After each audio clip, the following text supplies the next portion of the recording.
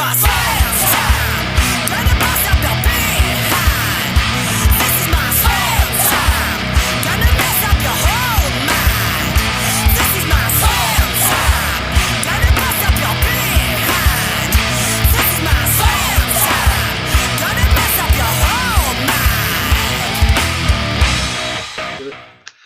Welcome to Work the Left Side. I'm hyped to finally get to speak to tonight's guest. It's been rescheduled a few times, but he is here at last. It is the Emerald Bruiser, the one, the only Mr. Sebastian Mercer. How are we doing, mate? You good? I'm not too bad, mate. You? Oh, mate, I'm 5x5. Too blessed to be stressed and all the generic replies that I say. But yeah, no, I'm happy to finally be here talking to you, dude, because as I said, it's been rescheduled twice, I believe, obviously, through no fault of anything. It's just one of those things. But yes, we're finally here. And yeah, man, we get to chat a little bit, and I get to sort of let people know just how awesome you are and what you've been up to. I've not been up to all that much lately. It's been a bit of a slower start to this year. First match of the year, I was wrestling for Wrestling Newcastle in their Great North Rumble. That were a lot of fun until I got just launched out of the ring by Shreddy, as you do. Who did that here? Yeah, it's Shreddy's daddy. Then I was at the debut show for NCW in February, where I had my tables match against Keg Stacker and Axl the Clown. That was an intriguing match, to say like the characters that are involved in that one. That was the match that kind of like, cause, I was there. Me and Jeeves were talking before the show, kind of thing, and he was like, "What match are you most looking forward to?" And I was like, in a weird way, because it's so freaking random, and I've never even thought about having this match in any way, shape, or form, especially with tables. Was obviously, yeah, your match, Seb versus Axl versus Keg. Because on paper, it's just like, all right, this is like an acid trip without the acid. I don't know what's going on, but it's going to be great. And yeah, it was. You three guys, tore it up. It was. Obviously, NCW find a new location and continue on with what they've done. But that match was awesome. That kind of sets the tone for me, for that show kind of thing. That was very much like, this is what I'm going to expect now from NCW. This kind of randomness, this chaos, this carnage. Oh, God. I do like setting the bar. But at least I wasn't the only one thinking, what's happening here? Because I've got a bloke in the corner who's just sat on a keg drinking, and I've got the other one just, pun intended, clowning around. That's it. Well, again, obviously, we'll rewind to prior to that. Wrestling in Newcastle, another great promotion. Love hyping those guys up whenever I get chance. And for you to make kind of like the debut there in the Rumble. I'm presuming, as well, that must have been very, very, because for me, Newcastle was one of those towns. If you get to wrestle at Newcastle, it's always kind of a big deal because the audience there are awesome. The fans get into it, and wrestling, win for me. Obviously, North is North. That's kind of setting the bar for a lot of promotions all over the country. And then you kind of got wrestling in Newcastle, who are absolutely tearing it up and putting on some amazing shows. So I'm guessing, were you hyped to be there? Oh, yeah, definitely. So I'd actually made my debut the year before. Just complete random. I'd gone to the show to do a seminar with BT Gunn, who is brilliant.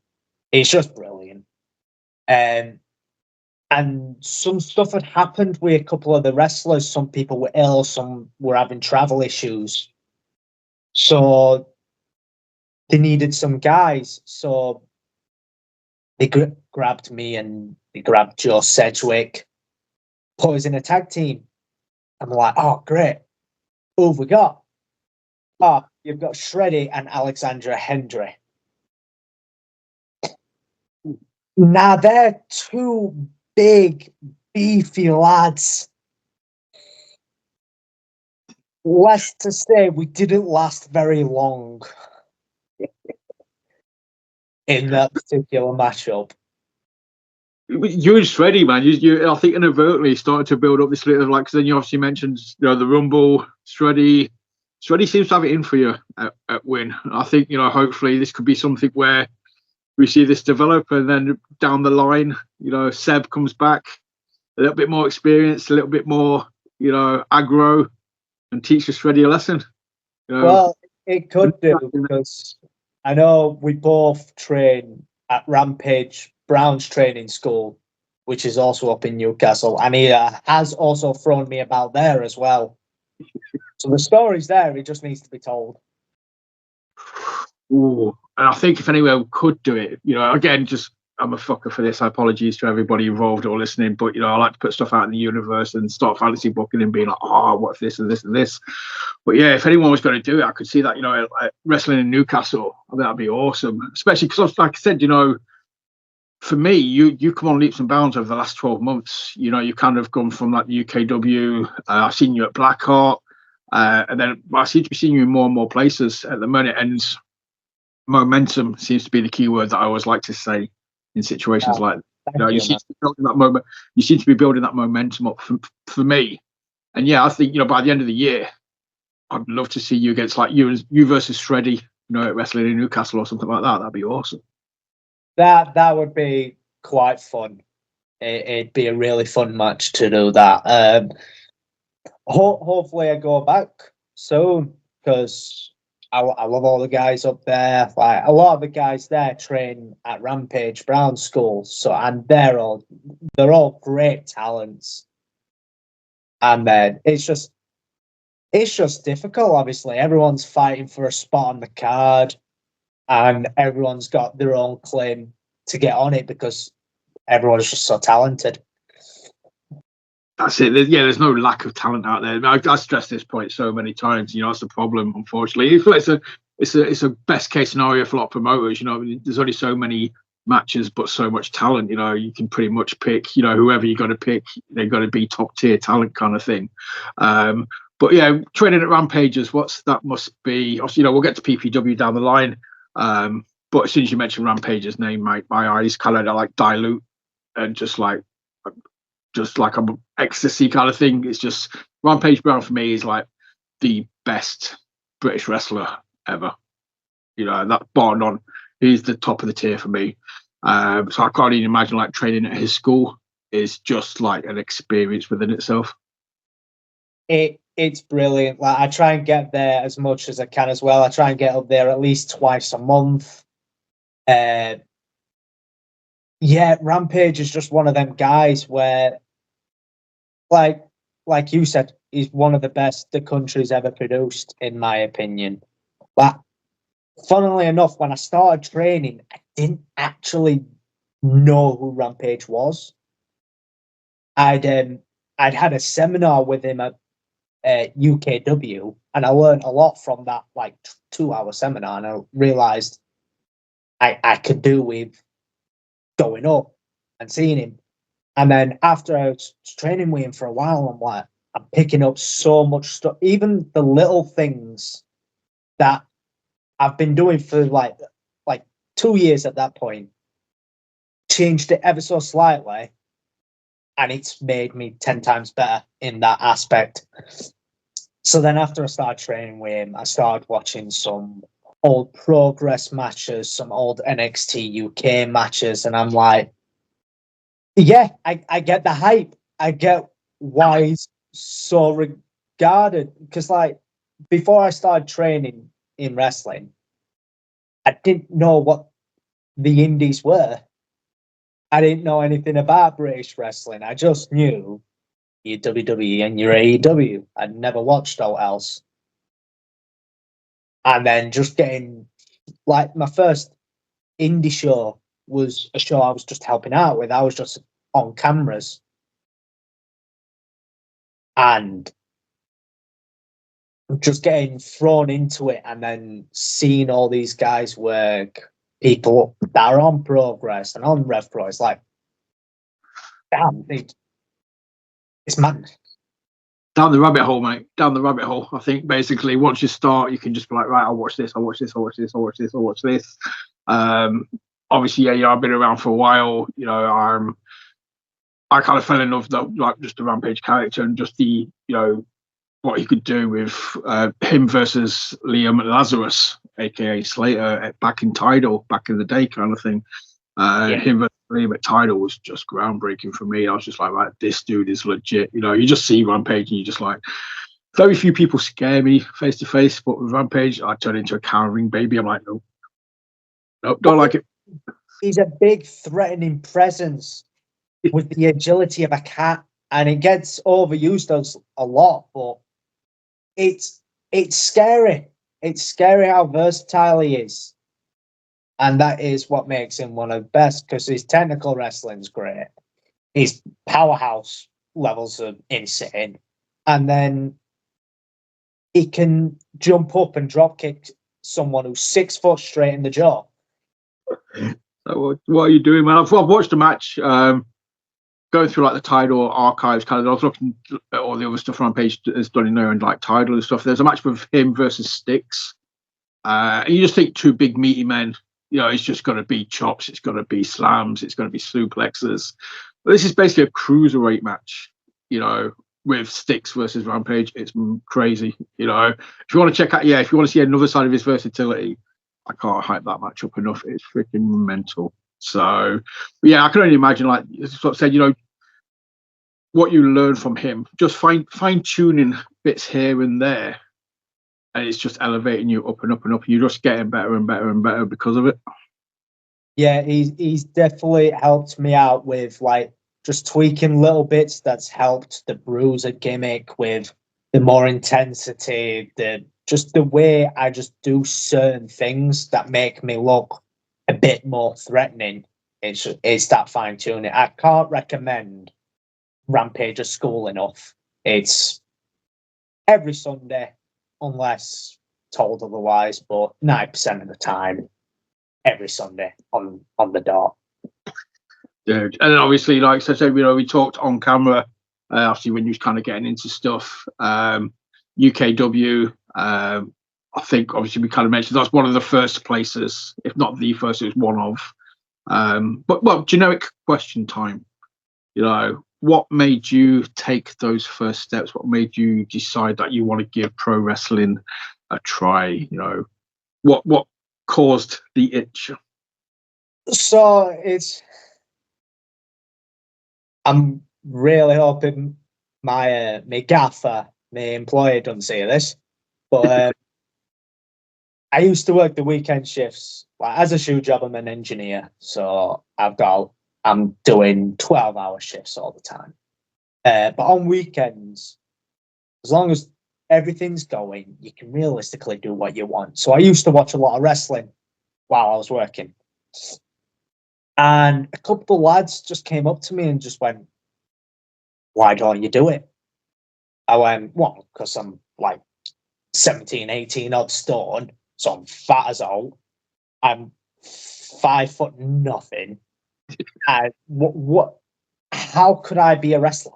It makes no sense." They just kept drilling on about it for weeks, so I just went, "Sorry, I'll Google it, see what happens." And Pursuit came up, and UKW came up, and obviously Pursuit do a beginner course for like 6 weeks, and I didn't want to sign up to something like that if I stepped in a ring and went, "No, I can't do this."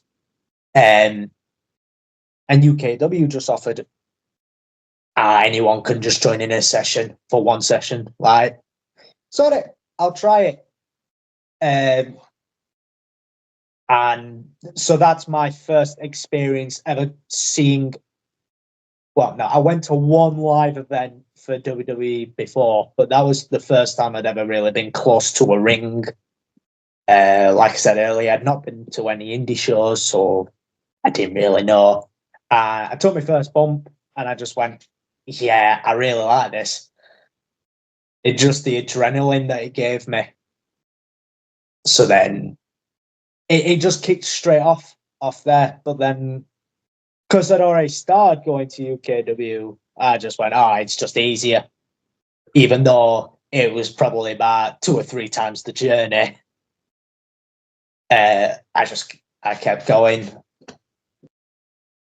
But I am very grateful for what I've done at UKW, what they've given me opportunities wise. I won't be where I am now without it.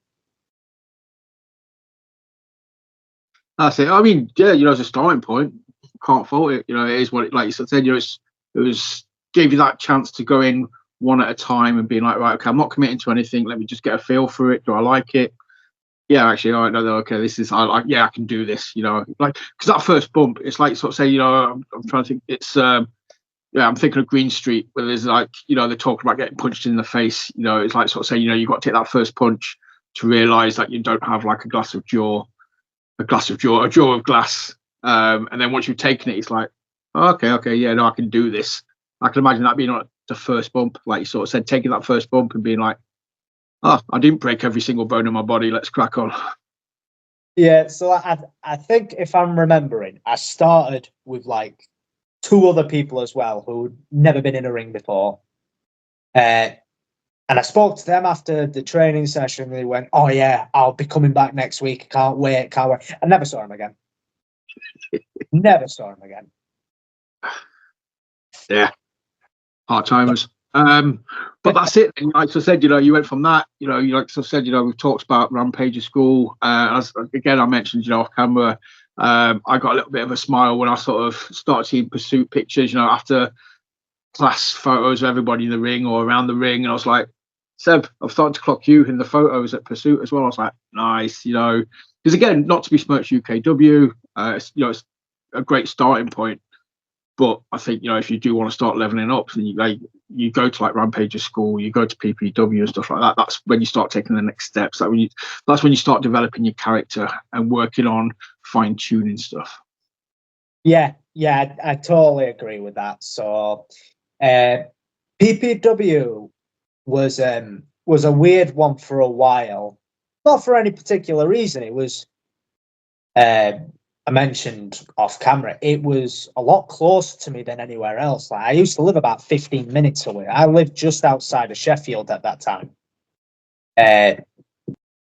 So I went on and off for a while after NRG started going, and they were praising it.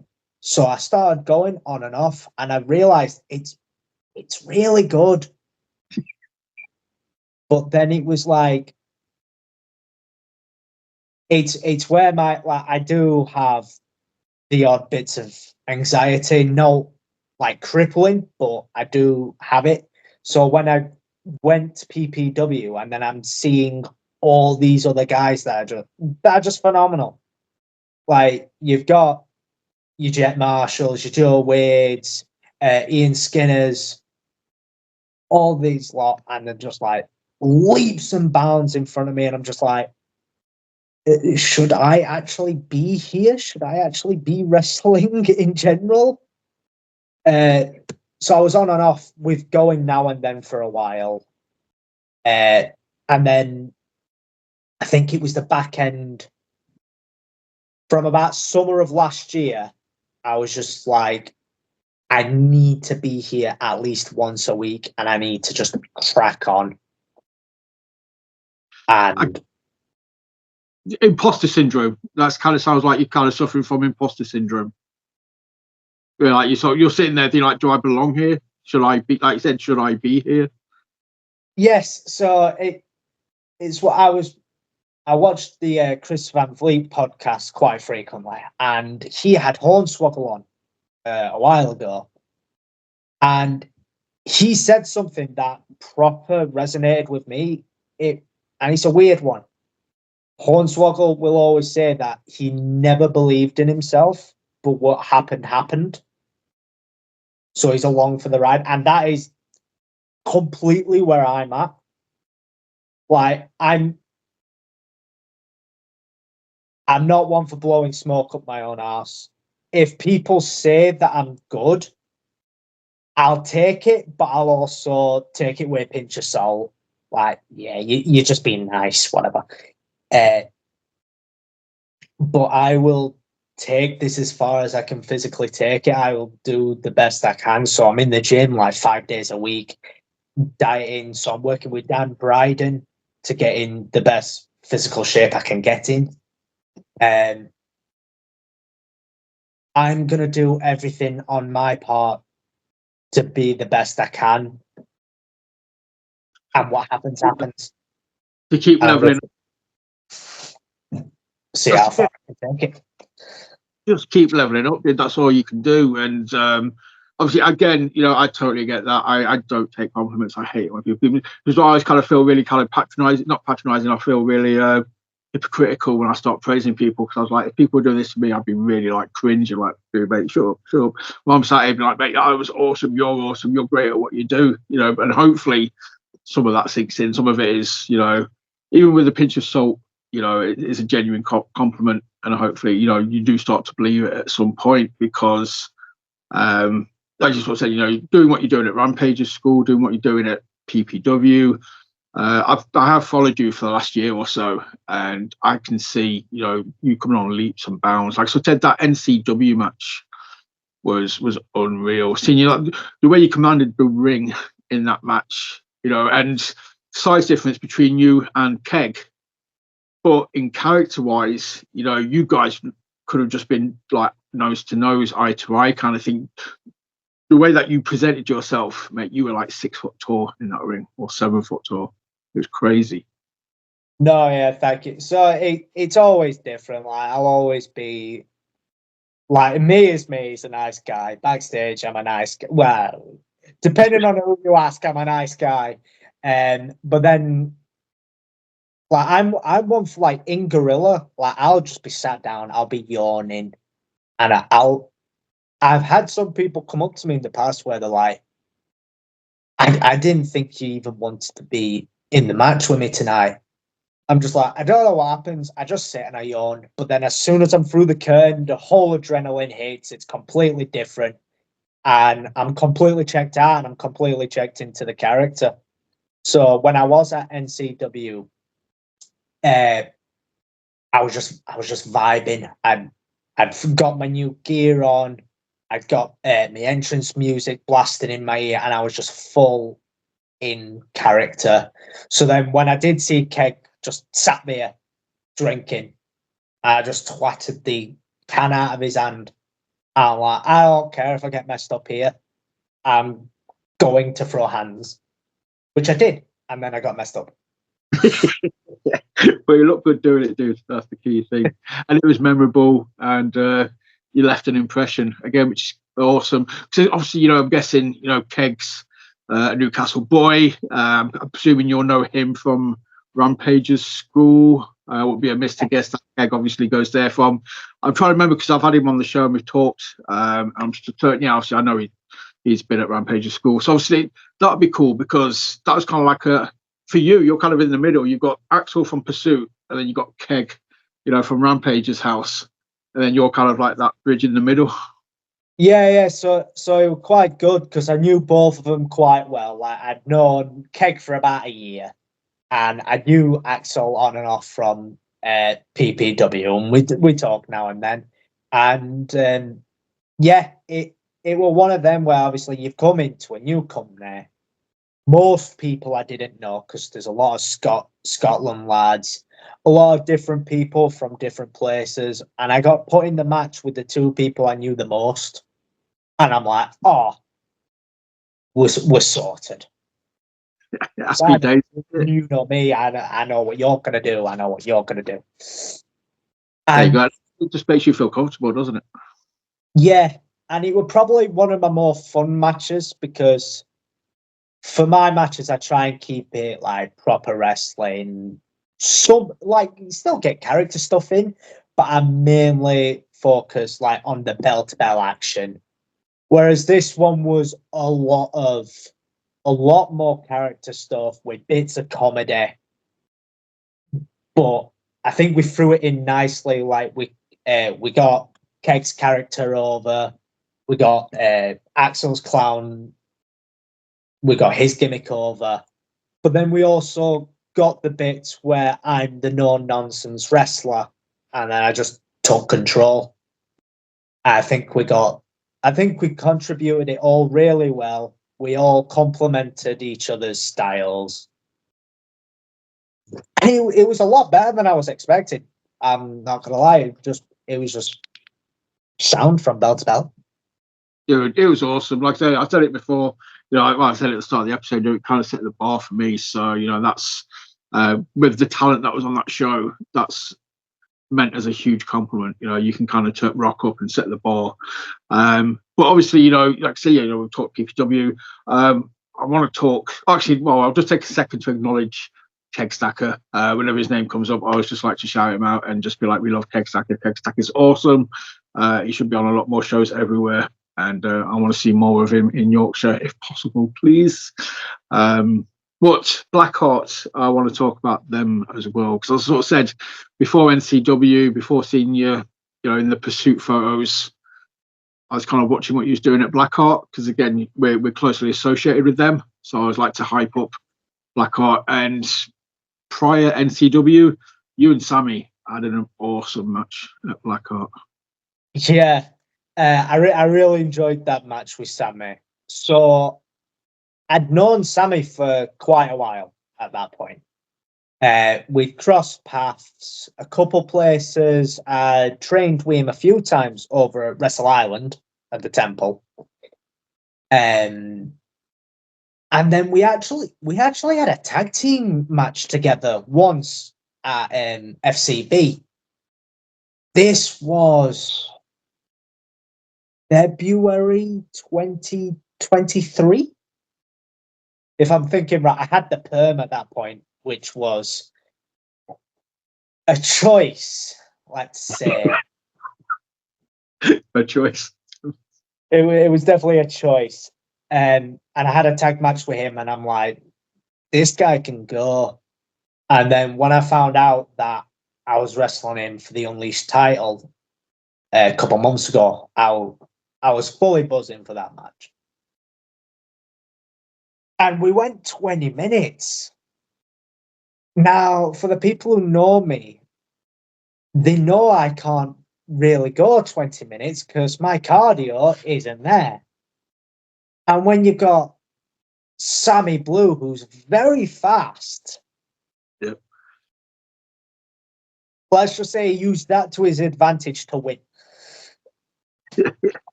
That's why I like the match so much, though, because for me, it was like a proper classical wrestling 101. Like you said, you got yourself the bruiser, the ground and pound. You just want to beat somebody up.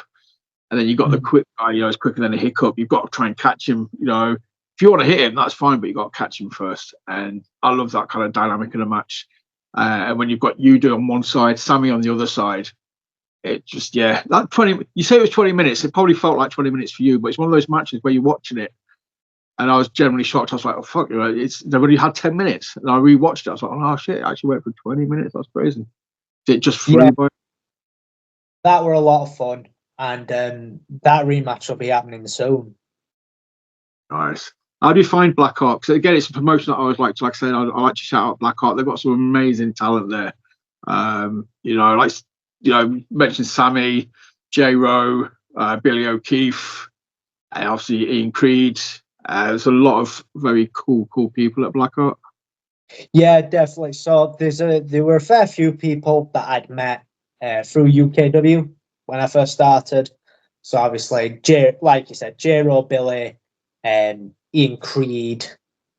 There's no one else that just jumps to mind that was branching the two. But I knew a few people there when I started. And it just seems like it's getting better every single month. Every single month I go in and the crowd seems to be getting bigger every time. The talent's just getting better and better. Like every show I'm coming back and I'm going, it's tough to go which one was like the match of the night for me, because it's like so many are like sometimes there was like a bit of a gap, and the gap's just getting smaller and smaller between like what's better. And I feel like the last show was a really, really big show with some diabolical shenanigans. Dude, heartbreaking. You know, never mind the BlackHeart. That was just a broken heart. It was unreal. Obviously, you know, yeah, BMS. Yeah, I mentioned all those names. I was just teasing. I'll shout out Gung Ho Muttley as well. Obviously, as being one of the awesome dudes at BlackHearts. Is such an underrated talent. So underrated. Yeah, tune is just. I want to mention because obviously, you know, we're talking Blackheart. You got to have. We mentioned the Sammy match. You got to have a match with Dan James previously as well, the armbar superstar. Yes.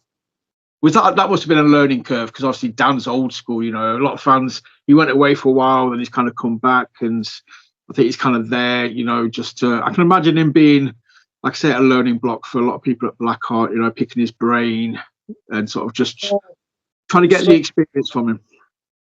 So working with Dan opened my eyes to a fair few things, because we had a trilogy. Started with a triple threat between me, Dan James, and Killjoy. And that match ended with me getting knocked out by a steel chain. And what I learned from Dan the most was probably one, character work, how he's working a crowd, because he's such a dastardly heel, but he doesn't really do much to get such hatred. Like, he gets a lot of it off his entrance alone, and then just little things in the match. Whereas, like, you've got other heels that'll try move after move after move, and they'll get a good reaction. But Dan gets, like, hatred levels just by making one slide comment. And storytelling as well. So, like I said, we had the trilogy match. So the first one ended DQ, got knocked out with the chain. Second one, he went for the chain. I got him. I hit him with move, kick out. Wasn't prepared. He had a second chain. Bang. Referee's distracted. Knocked out again. And in the third match, he'd come out and he was ready for me. And I came through the crowd, like in civic clothes. And the match was 90% me, because it was his comeuppance. And it's just being that selfless in the way, like I said, he got maybe 2 moves in the entire match. But because he knew the story we told in the other 2 matches, he didn't need to get anything in, realistically. And then, as he was back on top, I had brass knuckles. So as the referee's distracted, getting rid of his chains, I clock him. All the comeuppance. But no, Dan's a great worker. And I actually worked him last month at BlackHeart. The night Sammy became words that I probably can't say on this podcast. Oh no, stay away from your phone, girl. Oh, when Sammy became a bastard. Yeah. I wrestled him again for a #1 contendership for the BlackHeart Unleashed title.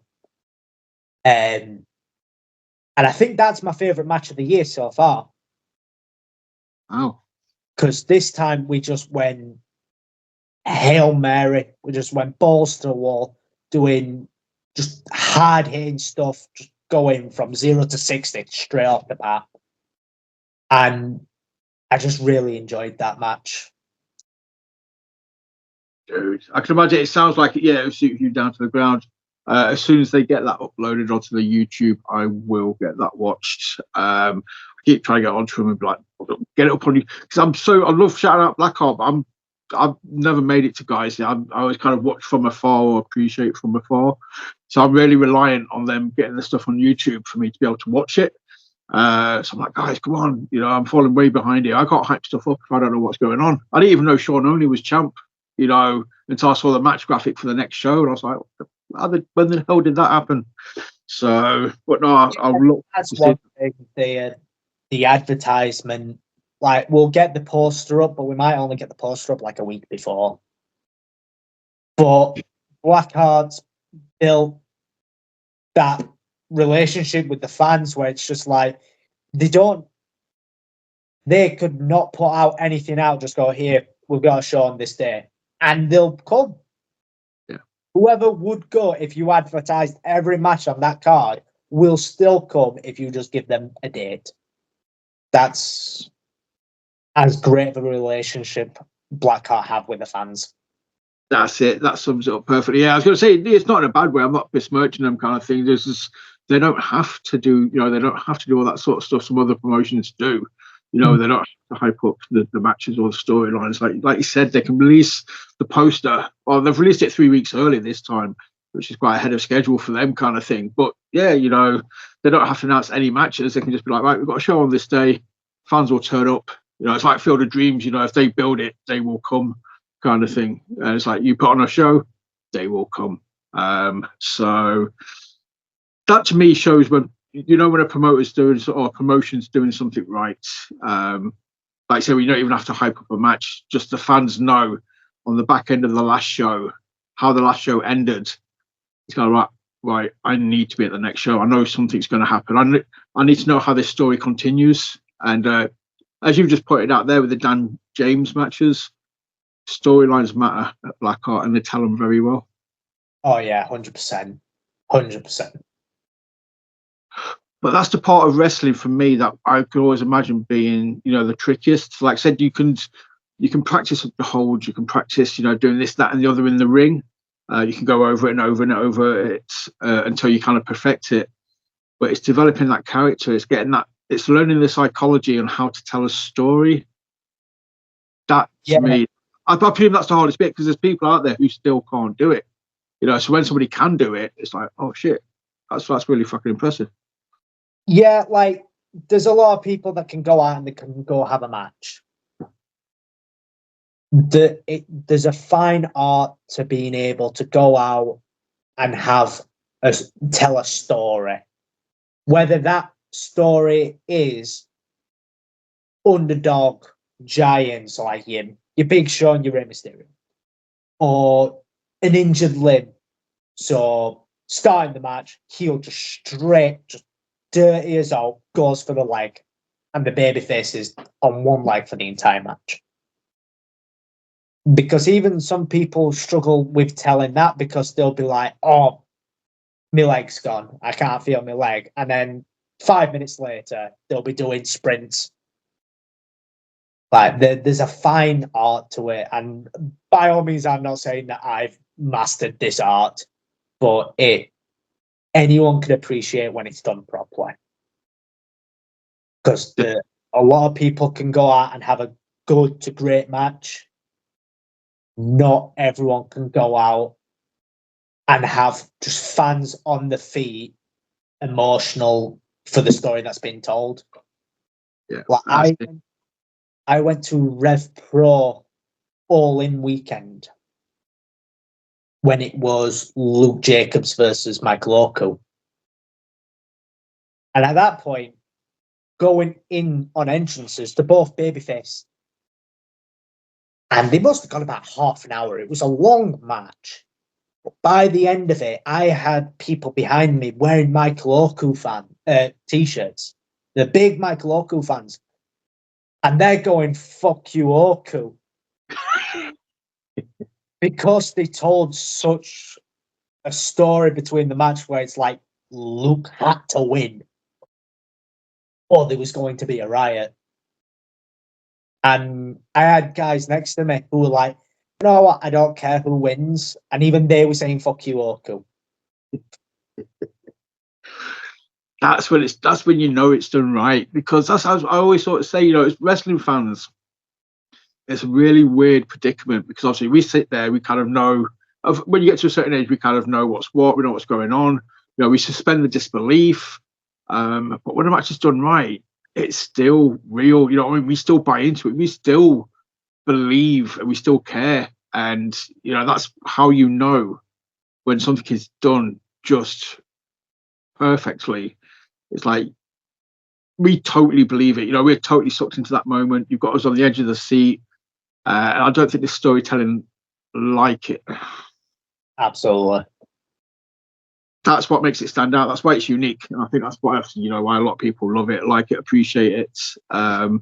It's just, obviously, you go to a film, you can get emotionally attached to a film, but it's not the same. You don't get that kind of live energy, the electricity, as you do with wrestling. It's just, when it's done right, it's lightning in a bottle. It's just magic. I hate using that word, but it's perfection. It's art. 100%. So, but yeah, obviously, the Dan James thing, the BlackHeart storyline. Going forward, as I said, I've been hyping you up. Saying you've got that kind of momentum going now. So yeah, obviously, we talked BlackHeart, PPW, wrestling in Newcastle, and going forward, NCW as well. As mentioned at the start of the episode, hopefully they find a new location. We get a show in May for NCW. We get to see you back there. Because that, again, not to besmirch any of the other promotions. Again, I love BlackHeart and all that kind of sort of stuff. But NCW was kind of like you leveled up. You were mixing it with the big boys. Those kind of guys and it looked like it's going to be on a regular basis. So I was expecting you to kind of like be able to build up and develop. But anything you've got your eyes on? I'm more than happy to work anywhere. Like, I'd love to get on a True Grit, a Tidal. North's a big one that I really want to get. I know that is heavy competition to get on a North. I just want my calendar booked. I want to be wrestling every single weekend. I just want to be non-stop, because that was a benefit I did get from UKW, because they do the weekly shows. So I was wrestling near enough every single week. And as much as it does knack here, I'd love to do it again, but with like a higher range of talent, with more eyes on. Like, NCW was a lot of fun, but also the production value that they brought, it felt like a step up. And I've had a taste of that, and I want more of that. So, like, my goal is to just sort out my presentation. So I've got the gear. I've got a new entrance video that I've had made. I've got the top logos made by the guy who does all the North logos. He also does a lot of AEW stuff. Wow. Off the top of my head, I can only remember his first name as Alec. But he's done a lot of logos for AEW merch. So he's done like Takeshita stuff, Darby Allin stuff. He's done some high-level stuff. And he designs my merch as well. That's a cool thing just to kind of, associate with. You can be like, yeah, like, end of the day, you got to spend money to make money. So you've got to put a bit more in. So like, I could probably get logos cheaper somewhere, but his is just such good quality that it makes me look better. Yeah. And it makes my stuff stand out more. So got all that. Working on getting in better shape. Tweaking what needs to be tweaked in the ring. Cleaning everything that needs to be cleaned. And just get out where I can. So I'm trying to branch off as much as I can. Like, I'm training at PPW quite frequently. I'm lingering on Liam. I'm leeching off him. I'm trying to get everything I can out of him, just his experiences and stuff like that. Like last year, I managed to go down with PPW to a hustle.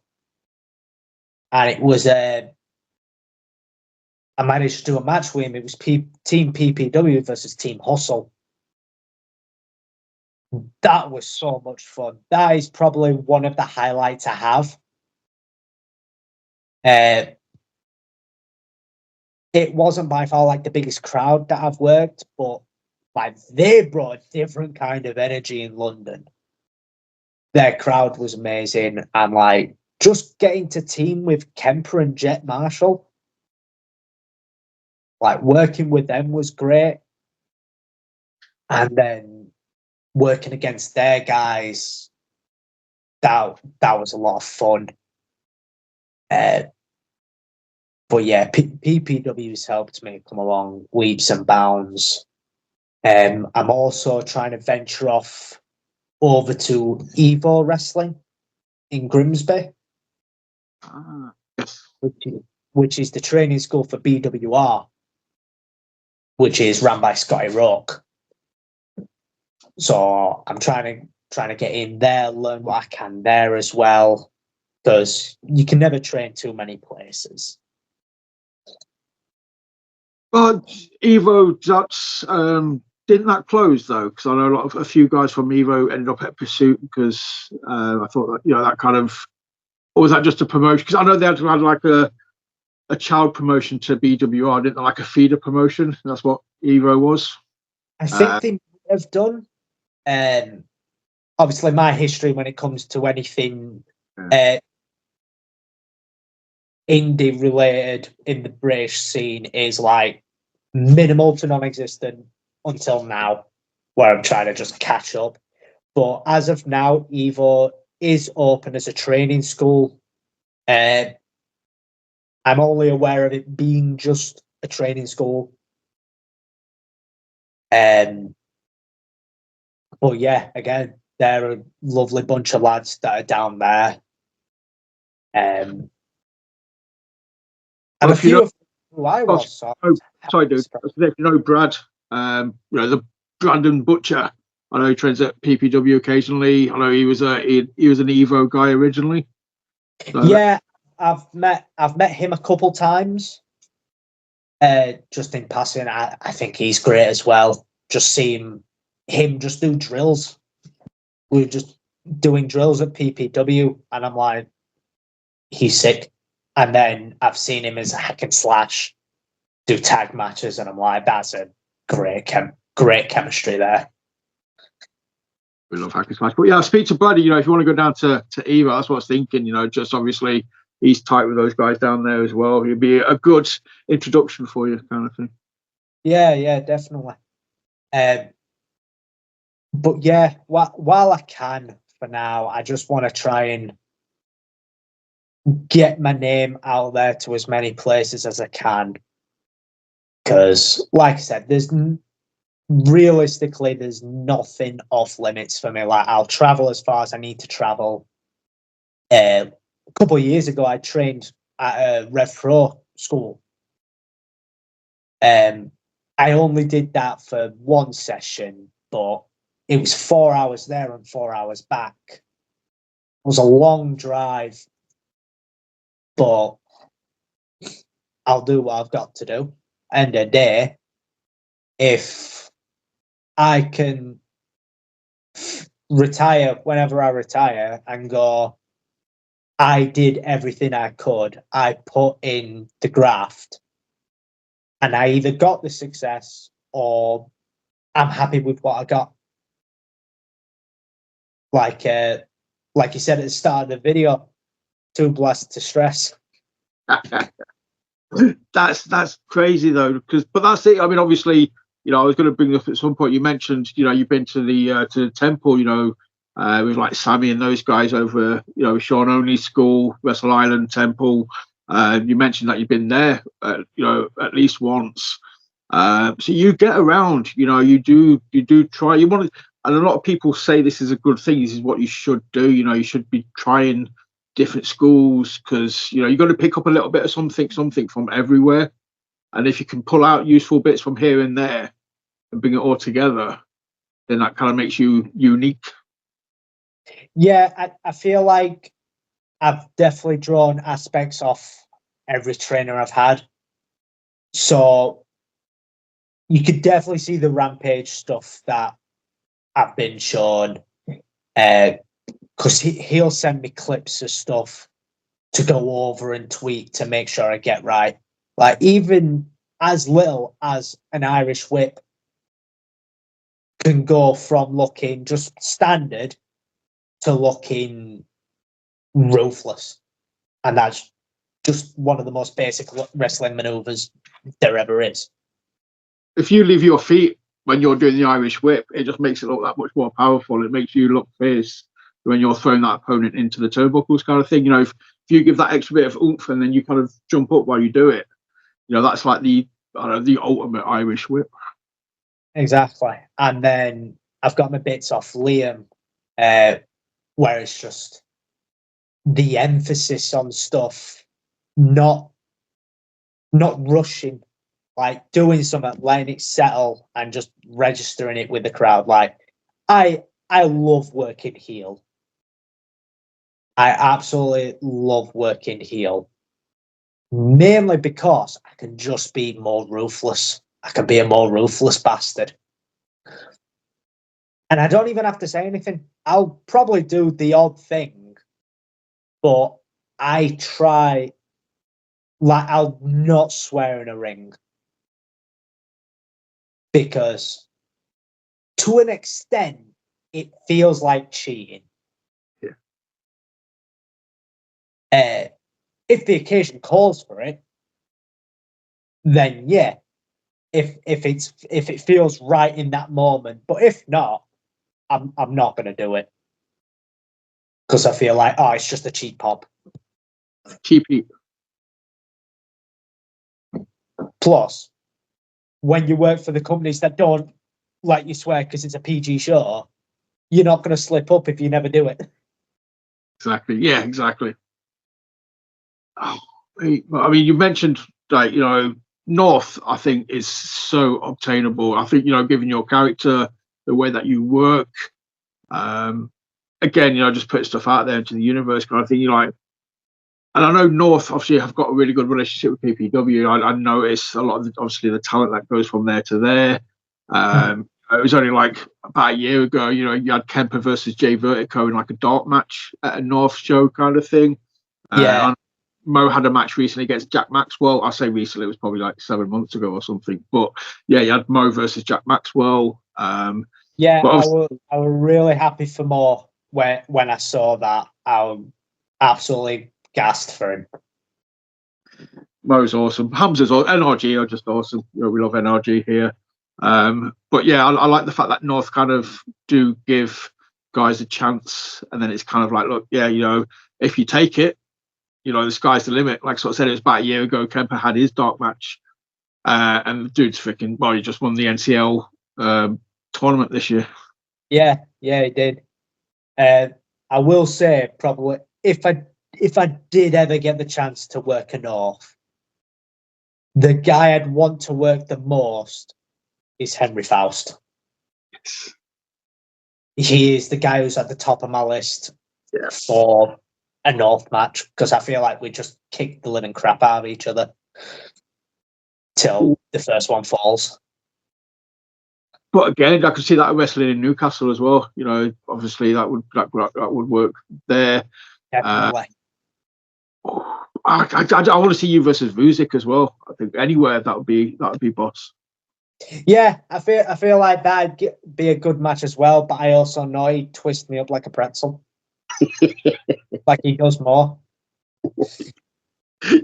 Thank you. I've referenced that so many times on different episodes here. Anytime like Mo's been on or Hamza's been on or Vuz has been on a couple of times, it always comes back to at some point poor Mo getting bent like a pretzel in some of those training videos that get posted. Yeah, but like I said, the talent that's in the UK currently is it's ridiculous.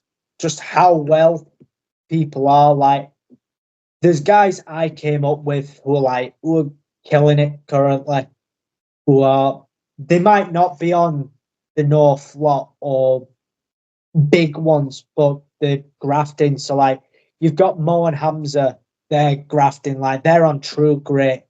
Mo was on North, like we've said. They've just announced today that NRG's wrestling in a different country for PPW. That got announced today. I couldn't tell you what the country was to save my life, but like, they're going out of the UK for a tag team match. I'm absolutely buzzing for him.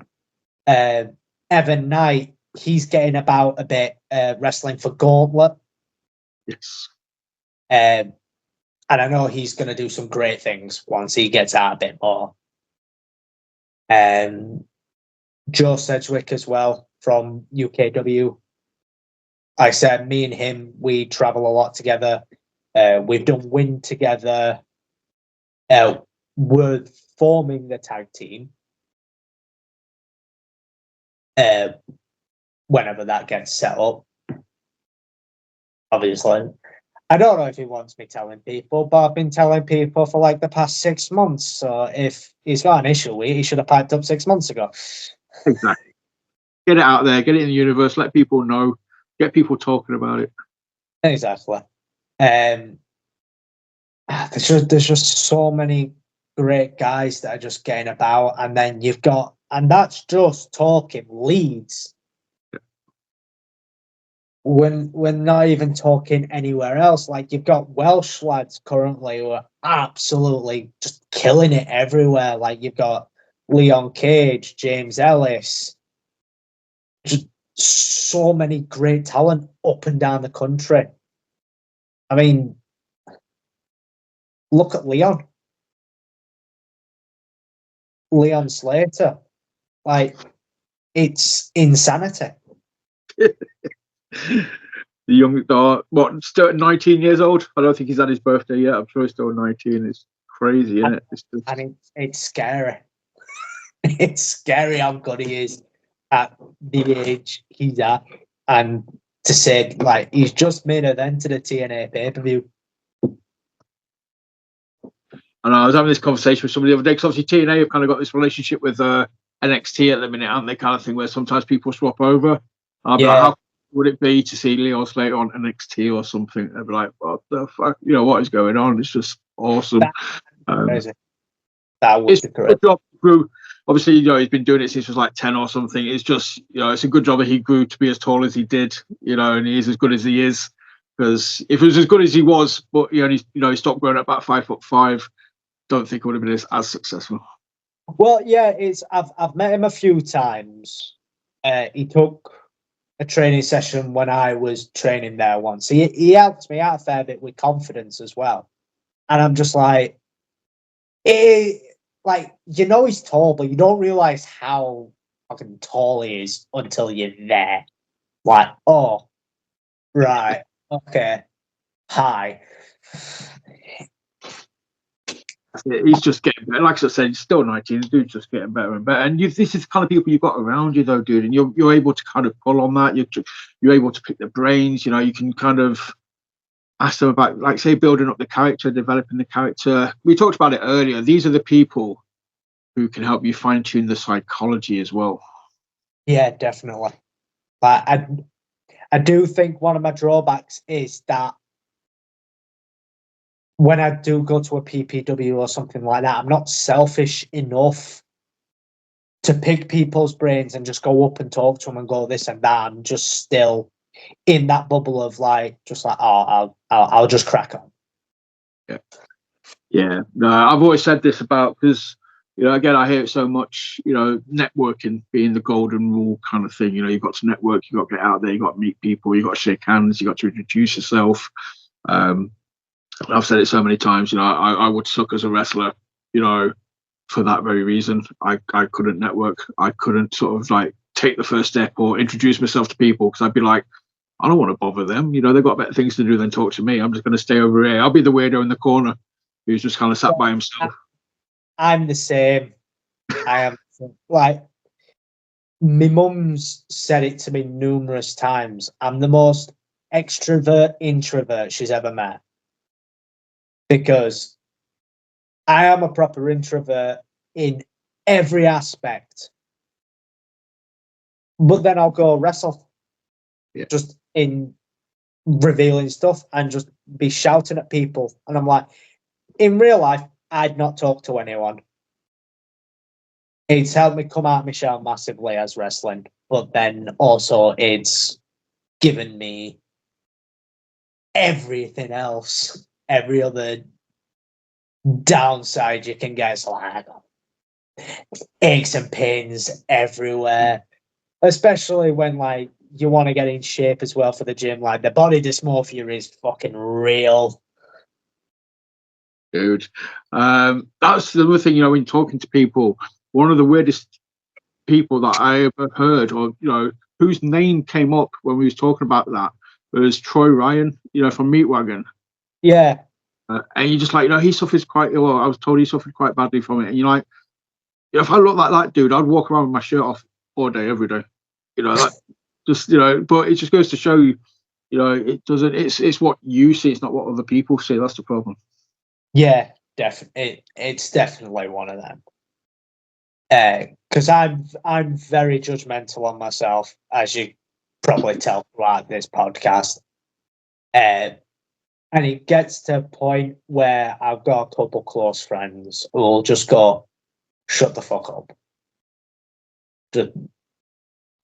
You are what you are. You fucking, like, I'm judgmental on my wrestling, on my physique, everything like this. And they'll just be like, fucking, obviously blow smoke up my ass. But it's just an awkward one. It's because, like, I'll believe them some days, and then I'll be just like, you're fucking lying. You just fuck off. No, I get it. Yeah, I'm there. I'm the same with this or with anything kind of thing. Like you sort of said, it's a tricky one, because then again you get stuck in the loop as well. You end up getting mad at yourself for being mad, and then it's just like, no, that's it. I'm stuck in this loop now. I'm just gonna just do something to distract myself. But no, dude, for what it's worth, like I said, I would never blow smoke. I wouldn't say something if I didn't genuinely believe it. I'm not one of those kind of guys. I'm always hyped to talk to people on here. I was hyped to talk to you. I've been constantly hyped throughout this episode. You've been awesome, man. And again, everything I've seen of you in the ring, it's just getting better and better and better and better. So I am genuinely excited to kind of see what happens next and what continues to happen. And again, I'm looking at North. For me, that's obtainable. I can see you in a North ring in 12 months' time. I can see you at True Grit competing in like the Pure League. I think that would fit you. But I'd love to see you work the Pure style at True Grit kind of thing. Well, I think it was in December actually. I was a corner boy for Ian Skinner in the Pure League when he wrestled Ellis Parker. Yes, I thought so. At York, it was at the York one of it. I thought I saw you at York. Yeah, that were a lot of fun. That were the first True Grit show I'd ever been to. And fucking, they're just great. They just put on banging shows to True Grit. Amazing. Dude, I've just clocked the time, mate. I'm so sorry. I thought I said I'd keep you for about an hour, and we've been talking for like well over now. Yeah, fingers crossed, mate. You at True Grit, again, it's a perfect match for me. I think you fit the style very well. And yeah, in that Pure League, I think we need I was going to say we need a bruiser. We've kind of got Lou Nixon in there, but now I'm thinking about Seb Mercer versus Lou Nixon, Pure Wolves. Seb Mercer versus Vuzic, Seb Mercer versus Liam Slater. Yeah, that is a match that I'd love to happen, but you never know what's going to happen, do you? Planet, wait, I'm waiting for you to pop up on some Planet posters at some point as well. I think that's not too far away. I don't reckon. Again, fingers crossed. Putting stuff out there. Yeah, I'd love to be on Planet. Absolutely love it. See some of the wacky stuff that they come out with. It's just brilliant. It's crazy. But again, that's the thing. The biggest compliment I can give to you is, again, you can work that NCW show, you can work that kind of environment, that kind of audience. But I know you can work the family shows as well. I've seen you do it like BlackHeart and stuff like that as well. I know you can piss the kids off. I know you can get reactions from them. You can get them to boo you, and just you've got that versatility. That's the point I'm making. No, yeah, thank you. So, but dude, again, sorry, I just apologise 5 minutes ago for keeping you too long, and then I've just rambled on for another 5 minutes. So, where can people find you on the socials if they want to come see you at a show? So on my socials, I'm primarily on Instagram, which is Seb_Mercer PW. And then I'm also on Facebook as Sebastian Mercer and TikTok on Sebastian Mercer, but I'm not on that often. And then if I get the chance, I try and upload some matches on YouTube. Obviously, everybody else, thank you for watching. Hit like, subscribe, share, comment, do the generic stuff I ask you to do at the end of every episode. And yeah, stay tuned. We are back later this week with Candy Stan. That should be a good one. Again, somebody else who kind of embodies their character and kind of, has got that kind of presence about them. And yeah, so thank you for watching. And remember, always work the left side. Goodbye.